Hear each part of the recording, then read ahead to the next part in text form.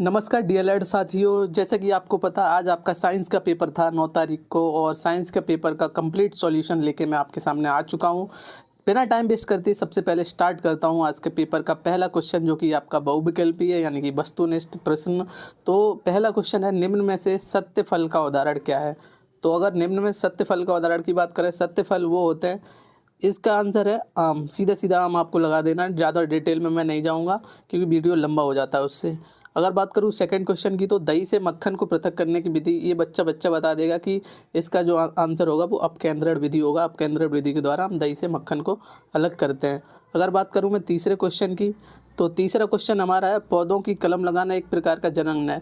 तो इसका आंसर हो जाएगा हमारा अलैंगिक जनन। पहला ऑप्शन एकदम करेक्ट राइट आंसर है।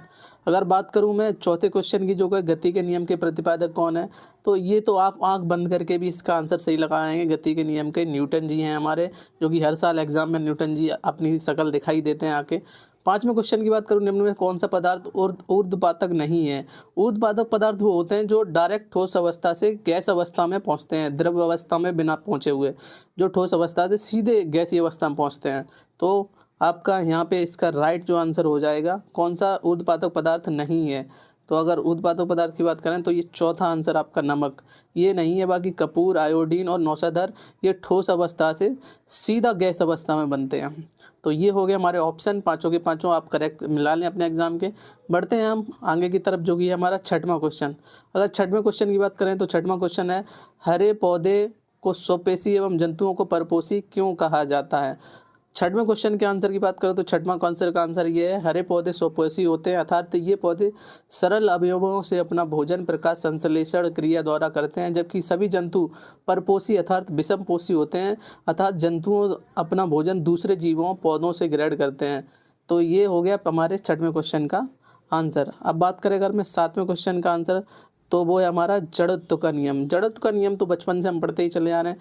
जड़त्व के नियम का आंसर होगा, न्यूटन का जड़त्व का नियम यह है कि कोई स्थिर वस्तु या गतिशील वस्तु तब तक स्थिर या गतिशील रहेगी जब तक उस पर कोई असंतुलित बल कार्य ना करे। कोई भी स्थिर या गतिशील वस्तु तब तक अपनी स्थिति में रहेगी जब तक उस पर कोई बाहरी बल ना लगाया जाए। ये हमारा जड़त्व का नियम कहलाता है। अब बढ़ते हैं हमारे सातवें क्वेश्चन की तरफ, जो कि आसवन से आप आठवें क्वेश्चन की तरफ बढ़ते हैं। आसवन से आप क्या समझते हैं। तो आसवन एक ऐसी प्रक्रिया है जिसमें एक तरल पदार्थ को वाष्प में परिवर्तित किया जाता है, जिसके बाद वापस तरल रूप में संघनित किया जाता है। इसका सरलतम उदाहरण तब मिलता है जब केतली से भाप ठंडी सतह पर आसुत जल की बूंदों में रूप में जमा हो जाती है। तो ये हो गया हमारा आसवन। आसवन से आप क्या समझते हैं। अगर बात करूँ मैं नौवें क्वेश्चन की, तो हमारा नौवां क्वेश्चन है कि घर्षण बल किसे कहते हैं। तो घर्षण बल की अगर डेफिनेशन की बात करें तो बहुत ही सरल डेफिनेशन है। घर्षण बल क्या है, दो वस्तुओं की दो सतहों के संपर्क में आने और एक दूसरे के खिलाफ फिसलने पर उत्पन्न बल को घर्षण बल कहते हैं। घर्षण बल को प्रभावित करने वाले कारक हमें नहीं पढ़ने, सिर्फ इतना ही है कि घर्षण बल किसे कहते हैं। जो दो वस्तुएं होती है जब वो आपस में टकराती हैं तो उनके टकराने से जो बल उत्पन्न होता है उसे हम घर्षण बल कहते हैं।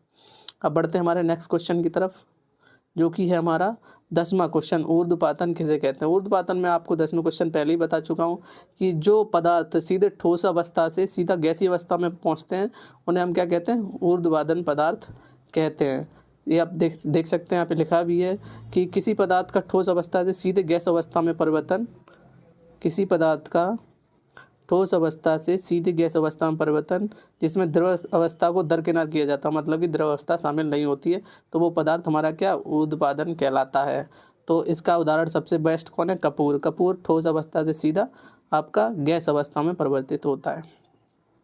अब बढ़ते हैं हमारे नेक्स्ट क्वेश्चन की तरफ, जो कि हमारा है, अनुकूलन को परिभाषित कीजिए। अनुकूलन को तो हम बचपन से पढ़ते चले आ रहे हैं, कक्षा 5 की एनसीईआरटी किताब से कि अनुकूलन क्या है।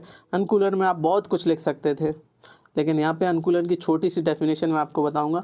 अनुकूलन किसी विशेष वातावरण में सुगमता पूर्वक जीवन व्यतीत करने एवं वंशावृद्धि के लिए जीवों के शरीर में रचनात्मक एवं क्रियात्मक स्थायी परिवर्तन उत्पन्न होने की प्रक्रिया है। अगर सरल शब्दों में बात करूँ अनुकूलन की, तो कोई भी जीव नवीन प्रकार की स्थितियों में अपने आप को जिस प्रकार ढाल लेता है वही उस जीव का अनुकूलन कहलाता है। तो ये हमारे हो गए अति लघु उत्तरीय और बहुविकल्पी प्रश्न खत्म। अब बात कर लेते हैं हम लघु उत्तरीय प्रश्न की। ये बहुत ही इंपॉर्टेंट है। सबसे पहला क्वेश्चन है, एक सरल पत्ती का नामांकित चित्र बताइए। तो सरल पत्ती का आप नामांकित चित्र आपने बना दिया होगा अपने एग्जाम में, इसको आपको दिखाने की ज़रूरत नहीं है। दूसरे क्वेश्चन की बात करें, बल को परिभाषित करते हुए उनके प्रकारों के नाम लिखिए। तो बल को परिभाषित करना और उनके प्रकार के नाम लिखना है। तो सबसे पहले बात कर लेता हूँ कि बल होता क्या है। विज्ञान में किसी वस्तु को धकेलना और खींचना बल कहलाता है। तो किसी वस्तु को धकेलना, खींचना, टकराना, उस पर हमेशा बल लगता है, तो ये हमारा बल कहलाता है। बल कितने प्रकार के होते हैं? बल दो प्रकार के होते हैं, संपर्क बल और असंपर्क बल। संपर्क बल क्या है? वे बल जो केवल भौतिक स्पर्श के माध्यम से अन्य वस्तुओं पर लगाए जाते हैं, संपर्क बल कहलाते हैं। जैसे कि फ्रिक्शनल फोर्स, घर्षण बल, अभी हमने पढ़ा, स्प्रिंग फोर्स और मस्कुलर फोर्स, पेशीय बल।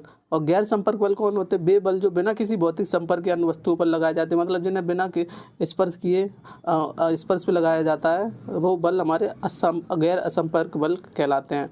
तो इसमें कौन कौन से आते हैं? मैग्नेटिक फोर्स, चुंबक देखा, इसमें हम किसी चीज़ को टच नहीं करते हैं। ग्रेविटेशनल फोर्स, गुरुत्वाकर्षण, जो पृथ्वी अपनी तरफ सारी चीज़ों को खींचती है। तो ये दो बल हो गए हमारे। बल क्या है और बल के प्रकार कौन कौन से हैं? गैर संपर्क और संपर्क बल। अब बढ़ते हमारे नेक्स्ट क्वेश्चन की तरफ है। ठोस द्रव गैस में अंतर स्पष्ट कीजिए। 14वां क्वेश्चन। इस क्वेश्चन को कराने की जरूरत नहीं है, बच्चा बचपन से पढ़ता चला आ रहा है कि ठोस द्रव गैस में अंतर स्पष्ट आप कर ही सकते हैं। अगर 15वें क्वेश्चन की बात करूं तो है स्वपरागण तथा परपरागण में अंतर स्पष्ट कीजिए। तो स्वपरागण और परपरागण के अंतर की बात करूँ तो यहाँ पे एक पाई मैंने यहाँ पे चार्ट लगाई है, देख सकते हैं। स्वपरागण के लिए पुष्प का द्विलिंगी होना आवश्यक है। परपरागण द्विलिंगी एवं एकलिंगी दोनों प्रकार के पुष्पों में हो सकता है। नर तथा मादा भाग का एक साथ परिपक्व होना आवश्यक है। प्रायः नर तथा मादा अलग अलग समय पर परिपक्व होते हैं। पुंकेसर एवं जायंग की ऐसी चाहिए ताकि परागण की सुगमता हो सके। इस प्रकार के परागण के लिए आवश्यक नहीं है। अगर बात करूं चौथे अंतर की तो है इसके पुष्प आकर्षणहीन, गंधहीन तथा मकरहीन होते हैं। वायु परागण वाले पुष्पों को छेड़कर शेष जो पुष्प होते हैं पर परागण आकर्षक, सुगंधित एवं मकर अंध युक्त होते हैं। तो ये चौथा अंतर हो गया। पांचवें अंतर की अगर मैं बात करूं तो पांचवा अंतर हमारा है इसके लिए बाह्य माध्यम की आवश्यकता नहीं होती है, इसके लिए वायु, जल, कीट या जंतुओं की आवश्यकता होती है। तो ये हमारा हो गया स्वपरागण व परपरागण। अब बढ़ते हैं हमारे नेक्स्ट क्वेश्चन की तरफ। हमारा जो नेक्स्ट क्वेश्चन है वो है घूर्णन गति किसे कहते हैं, उदाहरण से समझाइए। तो घूर्णन गति के बारे में हम पढ़ेंगे। अब घूर्णन गति किसे कहते हैं, तो घूर्णन गति का PDF मैंने लगाई है नीचे। घूर्णन गति, कुछ गतिशील वस्तुएं, यहाँ पे आप यहाँ से एक एक लाइन अच्छे से पढ़ रहा। कुछ वस्तुएं अपने अक्ष के चारों ओर घूमती हैं, इस गति को घूर्णन गति कहते हैं। घूर्णन गति को वृत्तीय गति भी कहा जाता है।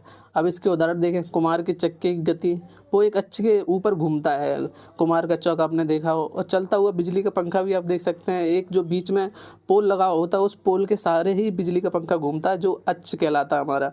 साइकिल के पहिए भी आप देखेंगे तो साइकिल के पहिए बीच में एक रॉड टाइप का लगा होता है, उसी के सहारे पूरा पहिया साइकिल का घूमता है। तो ये हमारे क्या हो गए? घूर्णन गति और घूर्णन गति के उदाहरण। अब बढ़ते हैं हमारे लास्ट क्वेश्चन की तरफ। मुकुलन से आप क्या समझते हैं और उदाहरण सहित स्पष्ट कीजिए। हमारा 18वां क्वेश्चन है, मुकुलन से आप क्या समझते हैं और उदाहरण सहित समझाइए। तो चलते हैं हम लास्ट पेज की तरफ, जो कि हमारा मुकुलन। तो मुकुलन यहाँ हम आ चुके हैं। आप पढ़िए। किसी जीव के शरीर के बाहरी सतह की कोशिकाओं में समसूत्री विभाजन से एक ओवार बनता है, जिसे मुकुल कहते हैं, बर्ड इंग्लिश में। मुकुल निर्माण द्वारा अलैंगिक जनन की विधि मुकुलन कहलाती है। मुकुल विकसित होकर एक पूर्ण जीव बनाता है। जैसे उदाहरण में अगर बात करूं तो ईस्ट आपका हो गया और हाइड्रा आपका हो गया।